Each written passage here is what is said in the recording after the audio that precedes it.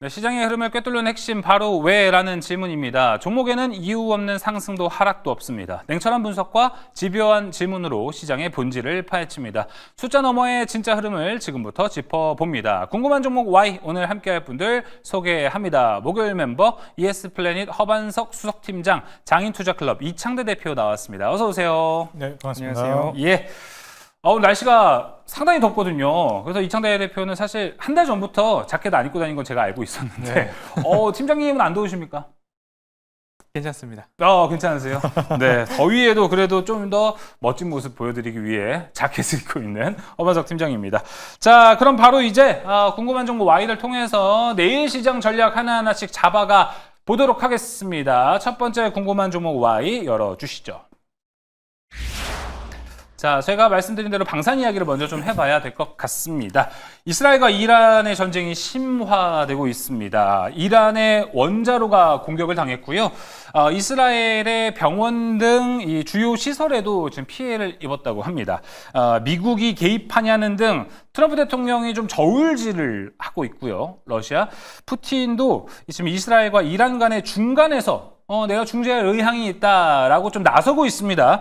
미국과 러시아 대응이 어디까지 갈지에 대한 이 전망에 대한 이야기도 조금씩 나오고 있는데요. 오늘 국내 방산주들의 특징적인 흐름은 이 빅4보다는 오히려 풍산, 비츠로테크, 한일단조, 퍼스텍 같은 종목들이 좀 올라가는 모습을 보여줬습니다. 자, 허반석 팀장님, 우리가 딱 지난주 일주일 전에 이 시간에 방산에 대해서 밸류를 더 줄 수 있으세요? 라고 했는데 오브 콜스 하시면서 네라고 하셨죠. 근데 그 사이에 지정학적 리스크가 더 불거졌습니다. 밸류가 더 올라갔어요. 그렇죠? 그렇습니다. 조방원, 그러니까 조선, 방산, 원자력은 보유자분들은 수익률 극대화를 하셔야 됩니다. 네. 라는 이야기 오늘도 다시 한번 드립니다.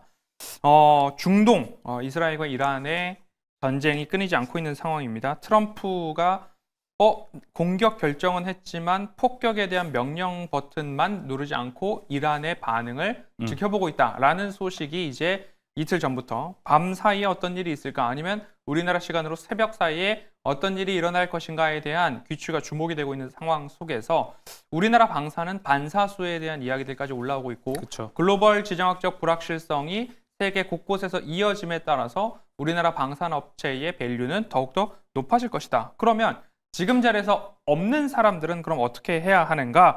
이런 것들을 좀 생각을 해본다면 결국에는 없는 사람들은 조방원 중에서 밸류가 또는 차트상 저위험 구간에서 또는 추세 상단까지 아직 덜 올라간 종목들을 조방원 안에서도 한 번씩 골라보자라는 말씀을 조금 더 드리고 싶습니다. 네. 2주 전에 한전 기술 말씀을 드리고 그 다음 주에 바로 우리 기술을 말씀을 드렸거든요. 그쵸. 조방원 안에서 기회다라고 한다면 또 방산 쪽에서는 코치 테크놀로지 말씀을 드렸고요. 맞아요. RFHIC도 말씀드린 이후에 두 자릿수 상승이 나왔기 때문에 결국엔 조방원 안에서 우리가 지속적으로 관심을 가질 수 있을 만한 종목들에 대해서 매매 타이밍을 없으신 분들은 한번 노려보자. 그럼 노릴 때 어떻게 하느냐? 아직까지 추세 최상단까지 올라가지 않은 종목들 한번 분별을 해보시고요. 그 안에서 외국인이든 기관이든 수급이 연속되는 종목들이 끊이지 않고 있다라는 종목들도 긍정적으로 바라보신다면 결국엔 지금 돌아가면서 52주 신고가 또는 주가 최상단까지 추세 상단까지 올려가는 모습들이 나타나고 있습니다. 결국엔 이 안에서 유동성의 힘이 나타나고 있지 않은가라고 말씀을 드리고 싶고요. 네. 현 구간에서도 조금 관심 있게 볼 수 있는 종목들이라고 한다면 한일단조 그리고 반사수혜로 STX 그린로직스나 아니면 GSE 같은 경우에도 반사수혜 섹터로 돌아갈 수 있으니까요. 그 부분 참고해 보시고 보유자분들은 수익률 극대화 조방원에서 이어가야 한다라는 이야기 꼭 강조드리겠습니다. 알겠습니다. 계속해서 수익률 극대화 전략 이 시간에 똑같이 허반석 팀장이 얘기를 해주고 있는데 지금도 이제 덜 오른 종목들 접근해도 괜찮다 이렇게 얘기를 해주셨는데 어떻게 보세요? 그거를 이제 6월도 거의 6월 말이 다 돼가거든요. 그러다 보니까 6월 넘어서 하반기까지 쭉 그렇게 뷰를 좀 보시는지 아니면은 6월까지만 좀 보시는지 궁금합니다. 조금 더 길게 보셨으면 좋겠습니다.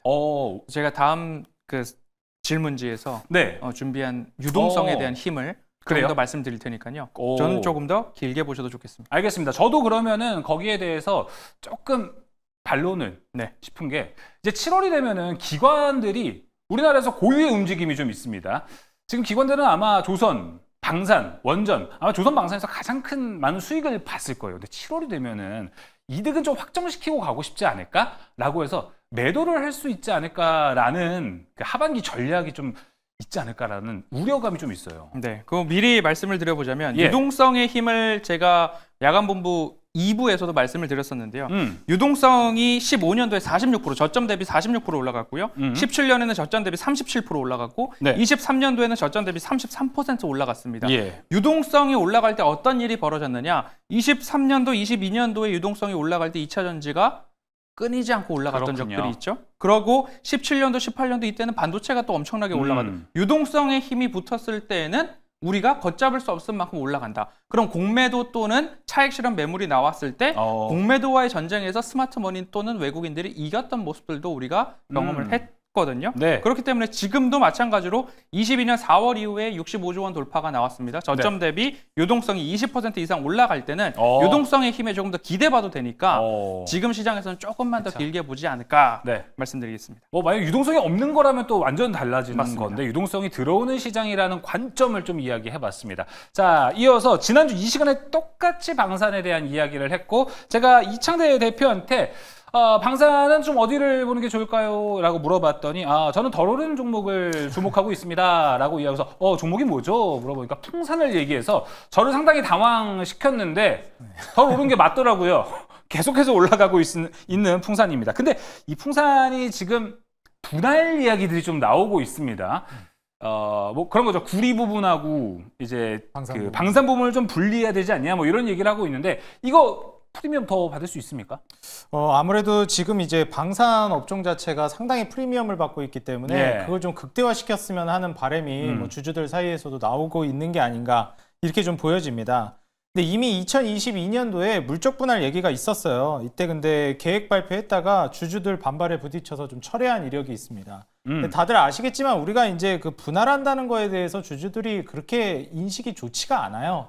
보통 이제 인적 분할보다 물적 분할을 많이 하기도 했고, 그쵸. 이제 물적 분할이라고 하면 이제 그냥 또 분할이 아니잖아요. 주주들이 어지간해서는 보통 피해보는 분할입니다. 물만 나와도 싫어하죠, 이제. 네, 그렇죠. 그래서 사실 이제 그나마 주주들 좀 방어가 되는 게 인적 분할이기 때문에 이번에 얘기가 다시 나온 거는 좀 인적 분할 쪽으로 얘기가 나오고 있어요. 그래서 물적 분할 말고 인적 분할하는 것이 어떻겠는가 이런 좀 얘기가 나옵니다. 그리고 사실 이제 지금 풍산 같은 경우에는 어느 정도 양면성을 띠고 있는 기업 중에 하나죠. 제가 그때도 얘기하면서 설명했는지 모르겠는데 방산이라는 카테고리뿐만 아니라 이제 보통 전쟁이 일어나서 방산주들이 올라가면 경기가 안 좋은 모멘텀이 있는데 구리 같은 경우에는 경기의 바로미터라고 또 평가하기 때문에 닥터코퍼라고 부르죠. 그래서 이제 구리 가격이 수요를 기반으로 올라간다는 건 이제 호경기를 내다보는 건데 경기가 이제 전쟁으로 인해서 안 좋아질 때랑 그다음 경기가 좋아질 때랑 이제 양방으로 수혜를 노려볼 수 있을 만한 종목 중에 하나입니다. 맞아요. 이거 반대급부로 하면은 또 이게 어느 정도 어중간하다라고도 평가할 수 있거든요. 그래서 지금 현 시점에 이 방산 관련된 종목들 업종들로 돈이 많이 몰리니까 그냥 아예 깔끔하게 분리하는 게 어떻겠는가. 그럼 탄력도도 훨씬 올라갈 것이다. 이렇게 평가하는 것 같습니다. 그래서 구리를 가공하는 신동 사업이랑 이제 탄약 사업, 탄약 만드는 이제 방위 사업, 요거를 이제 분할하는 걸로 인적 분할로 좀 얘기가 나오고 있다라는 거예요. 미국의 이제 안보를 지렛대 삼은 통상 압력이 지금 유럽 군비 증강을 일으키고 있기 때문에 앞으로도 지금 이 중동 전쟁 이후에 추가적인 모멘텀이 계속 나올 가능성은 있다고 보고 있습니다. 이게 전쟁이 얼마나 오래 갈 것인지가 좀 중요할 것 같은데 사실 이제 트럼프 입장에서는 이번에 유가가 올라가가지고 정말 이거 빨간 버튼 누를 수도 있거든요. 왜냐면은 이게 트럼프가 취임하면서부터 호언장담했던 게 이 에너지 공급을 늘려가지고 물가를 낮춰주겠다 했는데 지금 거의 트럼프 임기 초반으로 돌아갔습니다, 유가가. 이렇게 되면은 사실 물가 잡기가 어려워지고 기준금리 인하도 점점 멀어질 가능성이 있기 때문에 이 전쟁을 빨리 끝내려고 할 가능성도 있다라고 보여져요. 러우 전쟁 때도 이제 모두 그 전쟁에 대한 지원을 중단시켜가지고 전쟁을 마무리시키려고 했죠. 저는 전쟁이 좀 그렇게 오래 갈 거라고 보진 않는데 이유가 뭐냐면 지금은 불경기가 극대화되고 있습니다. 전쟁도 이제 돈이 있어야 하거든요. 그렇기 때문에 이런 상황에서 지원을 끊는다든지 우리가 보통 이제 호랑이나 사자가 가만히 있으면은 일이랑 늑대들이 설칩니다. 근데 이제 미국 같은 호랑이나 사자가 이제 등장해서 우리 참전한다 하면 전쟁이 생각보다 좀 빨리 끝날 가능성이 오. 있지 않을까 저는 좀 그런 생각도 조금씩 해봅니다. 알겠습니다. 자, 뭐 지금 전 세계 좀 지정학적 리스크 전쟁이 어떻게 좀 되고 있는지에 대한 이야기도 들어봤고 풍산의 인적 분할에 대한 이슈까지도 함께 이야기 나눠봤습니다. 풍산 지난주에 93,300원이었군요. 이 시간에. 근데 덜 올랐습니다. 확실히 오늘 종가 125,600원이었다는 거 다시 한번 체크를 잘 해보시면 좋을 것 같습니다. 자, 그러면 이제 또 탑픽 종목 들어봐야겠죠. 오늘 두 분에게 또 거는 기대가 큽니다. 여기서 탑픽 종목 얘기했다 싶으면 잘 가거든요, 지금 자꾸. 그래서 허반석 팀장님 먼저 들어보겠습니다. 네, 그간 이제 방산하면 덜 오른 방산 말씀을 드려봤는데요. 오늘 그때 중간중간 말씀을 드렸던 RFHIC 준비를 했습니다. RFHIC 같은 경우는 LIG 넥스원의 최근에도 공급 계약 체결 공시가 나왔습니다. 결국에는 레이더 같은 방위 부품 속에 전력 반도체가 들어가는데요. 갈륨 나이트라이드라고 하는 질화 갈륨 화합물 반도체 또는 전력 반도체를 설계, 개발, 생산, 납품하는 기업인데요. 그 보람의 KF21 A사 레이더에도 이 갈륨 그렇죠. 나이트라이드 전력 반도체가 들어가고 있고 LIG 넥스원에서 대공 방산 그리고 함정 레이더에도 이 전력 반도체가 들어가고 있더라. 제가 주목하는 부분은 뭐냐면 예전에는 5G 통신 장비 기업으로 우리가 다들 알고 있었단 말이죠. 그렇죠. 그런데 미중 무역 갈등 속에서 화웨이에 이제 금수 조치가 내려지면서 실적이 우하향 내려오면서 지금까지 이렇게 바닥으로 내려왔다는 거죠. 그런데 이때 기업이 무엇을 했느냐? 통신 장비 쪽에서 나오는 매출 비중과 방산 쪽에서 나오는 매출 비중을 이제 역전해 가고 있더라. 통신 쪽에서의 매출은 가장 적게 내려와 있어서 더 이상 올라갈 일만 남았고 여기서 방산의 매출 비중이 연결 기준으로 50% 이상으로 올라왔다. 그럼 이 기업의 밸류와 이 기업의 가치를 이제는 통신 장비 업체가 아니라 방산 업종에서의 이 기업을 바라볼 필요가 있다. 왜? 네. 매출이 가장 방산에서 많이 나오고 있기 때문이다. 라고 이해해 보시면 좋을 것 같습니다. 차트를 주봉으로 좀 열어놨습니다. 바닥에서부터 올라오고 있는 상황인데요. 이 바닥 같은 경우가 3년, 4년 이전부터 출발했던 그 바닥선이다라고 보시면 좋을 것 같고요. 이제 그 중기 자리까지 올라왔는데요. 3만 원을 목전에 두고 저항이 나올 수 있는데 아직까지 3만 원까지는 8천 원 이상의 상승의 룸이 남았다라는 부분들 1차 목표가를 그 정도 수준으로 바라보시면 좋겠습니다. 목표가 29,000원 먼저 말씀을 드리고요. 매수가는 22,500원 아래에서 손절가는 21,000원 말씀드리겠습니다. 네, 허반석 팀장이 방산에서 좋게 보는 탑3가 있는데 그 안에 딱 들어가는 종목 RFHIC 소개가 됐습니다. 자, 이어서 이창대 대표님 탑픽 들어보겠습니다. 탑픽 들어보기 전에 이거 먼저 물어보죠. 소개되는 종목 많이 오른 종목입니까? 덜 오른 종목입니까? 네, 제 기준에서는 덜 오른 종목이라고 생각합니다. 자, 종목 얘기해 주시죠. 네, 한국항공우주라는 기업이고요. 최고가죠 지금? 네, 예. 이제 신고가를 뚫을 거를 이제 예. 좀 기대하고 있습니다. 예.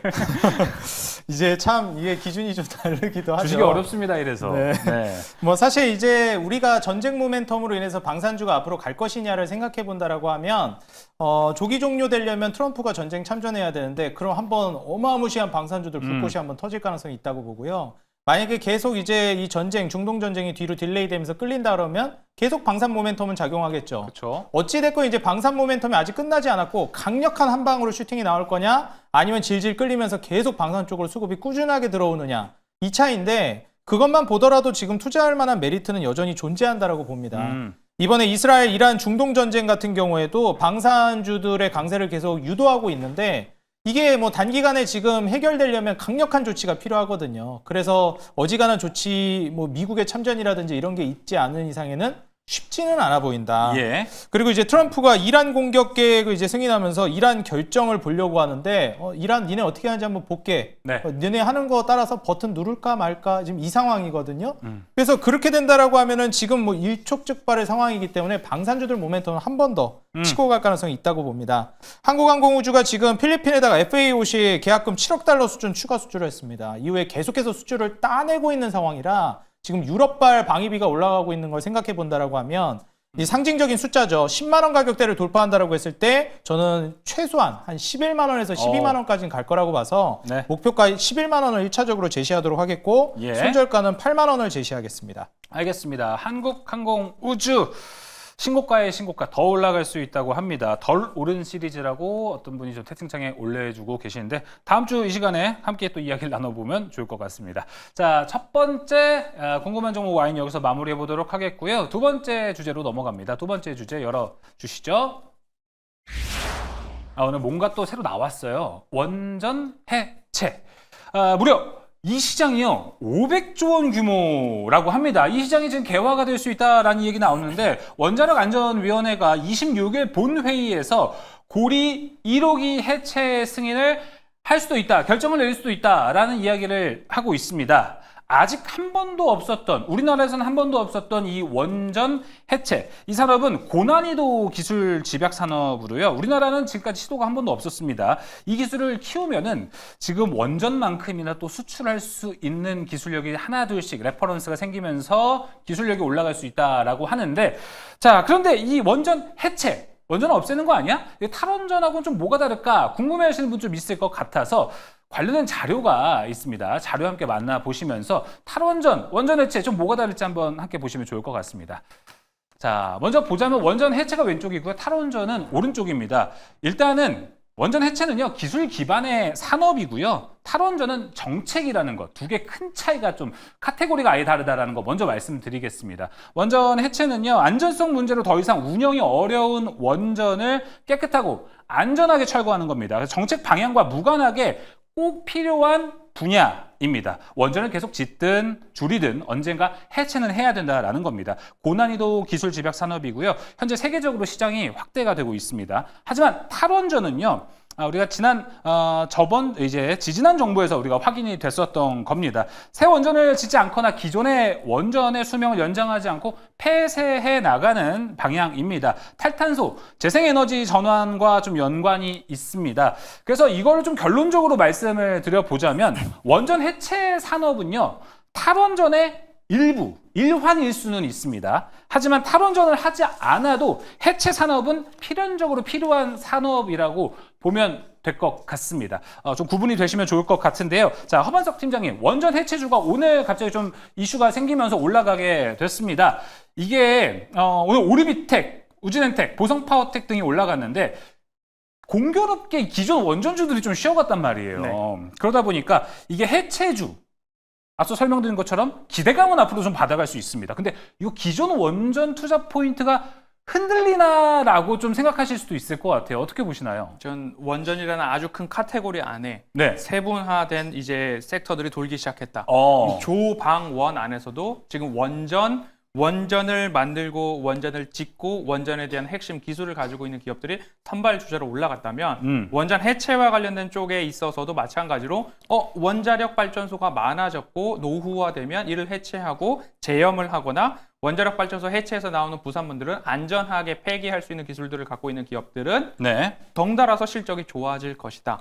세계적인 트렌드일 수밖에 없다. 그쵸. 예전에 한번 태양광 패널이 무작위로 많이 공급이 됐고 한 30년, 20년 지나고 나니까 태양광 패널을 어떻게 폐기물로 처리할 것인가 여기에 대한 골칫거리도 있었던 것처럼 네. 이거보다 조금 더 고난이도와 안전성이 요구되는 쪽이 원전, 방사능 오염물질에 대한 처리 문제이기 때문에 이 부분은 우리나라 시장에서 먼저 연구 과제로 개발을 하고 있고 연구 수행을 하고 있었고 그러면 여기에서 우리가 안전하게 해체하고 처리할 수 있는 기술이 입증되었다라고 하면 앞서서 말씀하신 것처럼 이 또한 마찬가지로 수출에 대한 모멘텀으로 가져갈 수 맞습니다. 있는 포인트들이 있기 때문에 호흡의 차이이고 이 원전 해체라는 이슈가 26일 원안위 본회의에서 해체를 결정하든 안 하든 조정이 나온다라고 한다면 저는 이것이 단발성 이슈로 끝났다라기보다는 그 조정이 기회의 조정이다라는 이야기를 좀 드리고 싶기 때문에 네. 원전 해체주 관심을 가져보시면 좋겠습니다. 네, 그러니까 원전이라는 섹터가 더 크게 성장할 수 있는 하나의 부분 카테고리가 또 올라갔다라고 보시면 좋을 것 같습니다. 어감이 좀 셉니다. 해체라서 그런지. 네. 자, 그렇다면 이창대 대표님, 여전히 SMR에 대한 관심도는 올라가고 있고 이런 원전 해체라는 키워드가 하나 올라왔을 때 SMR은 좀 오늘 오히려 두산어빌리티 같은 종목들 좀 담을 기회가 됐다고 보시나요? 일단 이제 사이클상으로 봤을 때는 이제 구분응선을 넘어가고 있다라고 봅니다. 그래서 우리가 보통 이제 한 섹터 안에서도 전방 산업들이 움직이고 그다음에 뭐 후방 산업이라든지 이런 쪽으로 섹터 안에서 뭐 앞서서도 설명을 해주셨지만 세분화가 되고 섹터가 순차적으로 움직이기 시작해요. 예를 들면 지금 뭐 원전 해체 관련된 모멘텀도 비슷한 맥락인데 네. 원전을 많이 지어야 해체할 것들도 생기는 거거든요. 그렇기 때문에 먼저 원전 산업이 움직이는 건 당연한 논리입니다. 그 다음에 이제 해체 산업이 순서상 그 뒤늦게 가는 게 아주 자연스러운 현상이고요. 네. 근데 이제 이런 원전 해체 산업까지 수급이 넘어가고 있다라는 것은 원전 관련된 사이클 안에서도 이제 서서히 수급 이동이 이루어지고 있고 그러다 보면 원전을 이제 신규 진입하기에는 다소 좀 늦은 시점으로 가고 있다라고도 보여집니다. 이게 원전이 끝났다라는 것으로 좀 오해하시면 안 되는 게요. 제가 이제 원전을 한 10년 정도 상승 사이클을 그릴 것이다라고 좀 말씀을 드렸던 만큼 1차 사이클이 끝나간다라는 것을 의미하는 것이지 이게 2차, 3차 그 추후의 사이클이 없다라고 생각하시면 안 될 것 같습니다. 그래서 이번에 사이클이 좀 마무리되면서 조정 국면을 뭐 과거에 배터리도 비슷했습니다. 뭐 먼저 이제 2차 전지 배터리가 움직이고 그다음 폐배터리 수혜까지도 이제 넘어가고 또 쉬어가는 소강 상태가 좀 나와주기도 하고 한 1년 정도 횡보하기도 하다가 또 추가 슈팅도 나오고 이랬거든요. 그래서 오히려 이번에 한번 사이클이 끝나고 난 이후에 신규 진입하실 분들은 노려보는 게 어떨까 좀 말씀을 드리고 싶고 네. 기존에 보유하고 있는 분들은 아주 장기로 가실 게 아니라면은 중간중간 차익 실현을 조금씩 하면서 가시는 것도 좋은 전략이 하나가 좀 될 거라고 봅니다. 네. 그리고 무엇보다도 이제 SMR 시장이 앞으로 이제 확장이 될 건데 이거는 미국 빅테크 기업들이 본격적으로 뛰어들고 있는 만큼 저는 향후의 성장성이 멈출 거라고 보고 있진 않아서요. 좀 장기적으로 계속 봐 나가시는 게 어떨까 말씀드리고 싶습니다. 네, 알겠습니다. 자, 그럼 이제 좀 스피드하게 가볼까요? 시간이 많이 또 지나갔습니다. 탑픽 종목 들어볼 텐데 종목명 간단한 설명 그리고 가격 전략 함께 말씀해 주시면 좋을 것 같습니다. 먼저 허반석 팀장님. 네, 우진 엔텍입니다. 앞서서 말씀드렸듯이 원전 해체와 관련된 기술 그리고 그 연구 과제를 수행하고 있는 기업 중 하나입니다. 우진 엔텍이 이제 원전 폐기물을 안전하게 처리할 수 있는 연구 과제를 수행했고 그 안에서 성과가 나타나고 있기 때문에 오늘도 마찬가지로 상한가를 기록하지 않았나 싶은데요. 다른 종목들이 사상 최고가 또는 52주 신고가를 달려나가고 있는 와중에 우진엔텍 이제 바닥에서 처음으로 거래량을 실리면서 상한가 장대 양봉을 기록을 했는데요. 유동성의 힘 때문에 올라갈 길이 더 많이 남아 있다. 그러면 다음 순서까지 조금 더 길게 바라보실 필요가 있다 말씀을 드리면서요. 목표가는 35,000원, 매수가는 3만 원 아래에서 손절가는 24,900원 말씀드리겠습니다. 네, 우진엔텍 들어봤고요. 이어서 이창대 대표님 종목명 그리고 간단한 설명, 가격 전략 부탁드립니다. 네, 오늘 이제 한전 KPS 준비해왔고요. 이제 한전그룹의 이제 또 한 종목 중에 하나죠. 이번에 그 국내 방사성 폐기물 처리 수요가 앞으로도 계속 늘어날 걸로 예상이 되고 있습니다. 예. 이번에 원전 폐기 관련된 이슈가 나오고 있는 만큼 추가적으로 또 우리가 봐야 되는 게 지금 날씨가 굉장히 더워지고 있어요. 앞서서도 이제 무더위 말씀해 주셨는데 네. 그렇게 되면 이제 전력 수요가 급증하게 되고 여기에 따라서 이제 정비 수요 역시도 늘어날 수밖에 없게 됩니다. 그래서 노후 발전소 증가에 따른 성능 개선이라든지 에너지 효율 수요도 이제 증가할 거라서 한전 KPS가 이제 후발주자로서 톡톡한 역할을 할 거라고 보고 있고요. 네. 목표가 같은 경우에는 1차적으로 7만 원 그리고 손절가는 5만 원을 제시하도록 하겠습니다. 네, 한전 KPS까지 들어봤습니다. 자, 이어서 세 번째 주제로 넘어가 보겠습니다. 궁금한 종목 Y 세 번째 주제 화면을 통해 만나보시죠.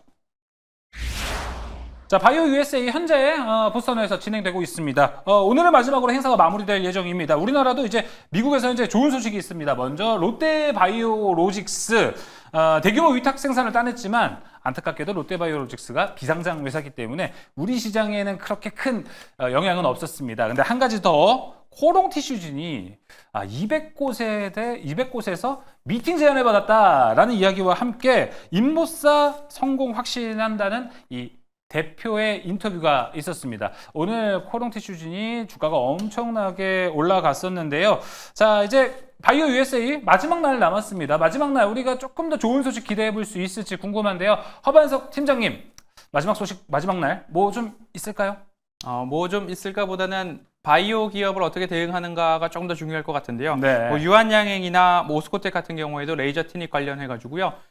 실제로 이제 봐도 되겠다. 모든 연구 성과가 끝나고 임상이 끝나고 상용화 그리고 라이센싱 아웃 이야기가 더 나올 때 그때 들어가도 먹을 게 많았다라는 부분들을 감안해 보신다면 HLB 그룹도 병용 투어 임상 진행 중이고요. 그쵸. 그리고 ABL 바이오도 마찬가지고요. 이중항체라고 한다면 Y바이오로직스나 리가켄 바이오도 우리가 바이오 쪽에서 물이 들어오게 된다면 이중항체 쪽도 지켜볼 필요가 있다. 지금 말씀드렸던 기업들 HLB 그룹, 유한양행, 오스코텍, ABL 바이오, Y바이오로직스, 리가켄 바이오 이런 종목들의 기회를 한번 노려보시는 것도 방법이지 않은가 말씀드리겠습니다. 또 좋은 이 라인업들을 쫙 이야기를 해주셨습니다. 자, 그러면 이번에는 좀 인보사 코롱 티슈진에 대한 이야기를 이창대 대표 나눠보고 싶습니다.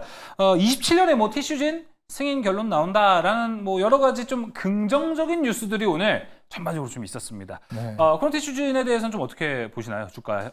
이게 과거에 삼성바이오로직스 같은 경우에도 뭐 이거 거래 정지되면서 상폐되는 거 아니냐 막 이런 네. 얘기들이 있었는데 결국에는 이제 살아남고 그러니까요. 정말 지금 뭐 우리나라의 터줏대감 제약바이오 역할을 해주고 있습니다. 네. 이 제약바이오가 이렇게 정말 온탕과 냉탕을 극명하게 오가는 섹터이기 때문에 투자자들이 굉장히 힘드실 수 있다고 보는데 이번에 그 대표분의 발언을 보면 정말 확신에 찬 그 인터뷰가 자신이 있었기 때문에 있어요. 예, 이게 사실 기대감만으로 가기에는 지금 실적이 적자를 계속 보고 있어가지고 불안하긴 한데 좀 금액 조절을 하면서 투자를 해나가는 게 어떨까 좀 저는 제안을 드리고 싶고요. 네. 무엇보다 연준이 올해 말부터 이제 기준금리를 한 2차례 정도 인하를 다시 재개할 걸로 기대되고 있습니다. 그쵸. 그럼 기대감만으로도 충분히 저는 갈 모멘텀이 꽤 있다라고 봐서요.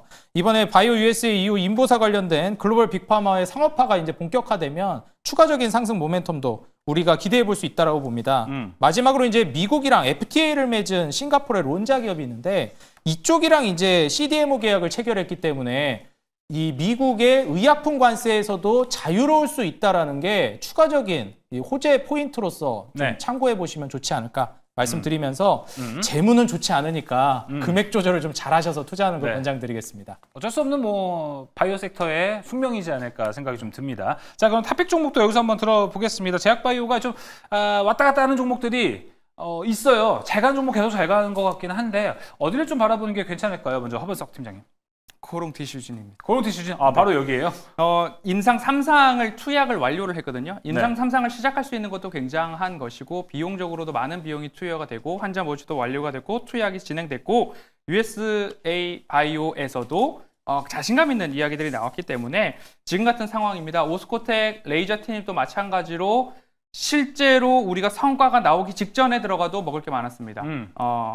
코롱 티슈진도 이제부터는 관심을 가져볼 때가 되지 않았나. 좋은 소식에 지금부터 투자를 하신다면 좋은 소식의 종지부가 찍힐 때까지 우리는 관심 가져볼 필요가 있다. 차트상 저위험 구간에서 거래량을 동반한 장대 양봉 나왔거든요. 네. 1차적으로 추세 상단까지 한번 도전해 볼 수 있겠다라는 말씀 드리겠습니다. 매수가는 45,000원 아래에서 목표가는 55,000원, 손절가는 41,000원 말씀드리겠습니다. 네, 코롱 티슈진 바로 나왔습니다. 이어서 이창대 대표는요? 예, 좀 이제 조금 더 공격적인 강력한 종목을 제시해 주셨는데 예. 저는 조금 이제 한 발 빼는 종목 준비했습니다. 오, 저는 HK 이노엔이라는 종목을 준비했고요. 오 예. 일단 HK 이노엔 같은 경우에는 방금 말씀해 주신 코오롱 티슈진과 굳이 비교를 해보자면 제가 생각하기에 코오롱 티슈진은 미국 생산에서 이제 관세에서 자유롭다는 게 저는 좀 있죠. 메리트가 있다고 봐요. 근데 HK 이노엔 같은 경우에는 조금 더 메리트가 있다고 보는 게 이미 임상 3상이 끝났습니다. 그래서 올해 이제 4분기에는 FDA 허가 신청 앞두고 이제 판매가 본격화될 걸로 기대되고 있어요. 이제 K캡이 미국 시장 점유율까지 확대된다라고 하면은 여기에서 추가적인 모멘텀도 기대해 볼 수가 있겠고요. 일단 2032년까지 피켓 계열 약물 제네릭이 조기 출시 우려가 이제 해소가 됩니다. 그래서 보케즈나 그 경쟁 기업과 탄탄하게 장벽을 건설하면서 경쟁 기업들이 들어오는 걸 막아줄 수 있는 효과가 있어서 2032년 약 7년간의 성장은 거의 확보했다. 이렇게 좀 볼 수 있겠습니다. 이미 실적은 상장 이래로 단 한 차례도 영업이익과 순이익이 줄어든 역사가 없는 기업이고요. 내년 내후년까지 영업이익 순이익은 계속 증가 전망입니다. 5만 원 매물대가 강력한데 이때 윗골이 달았던 이유가 바로 그 제너릭 이슈 때문에 급등했다가 빠졌던 거거든요. 임상 통과했음에도 불구하고. 근데 이 우려가 해소됐으니 충분히 5만 원을 뚫을 수 있다고 보고 있고요. 1차적으로 6만 원 목표가 제시하고 네. 손절가는 3만 원 제시하도록 하겠습니다. 네, HK 이노엔까지 들어보면서 오늘 궁금한 종목 Y는 여기서 마무리합니다. ES 플래닛 허반석 수석팀장, 장인투자클럽 이창대 대표와 함께했습니다. 오늘도 고생 많으셨습니다.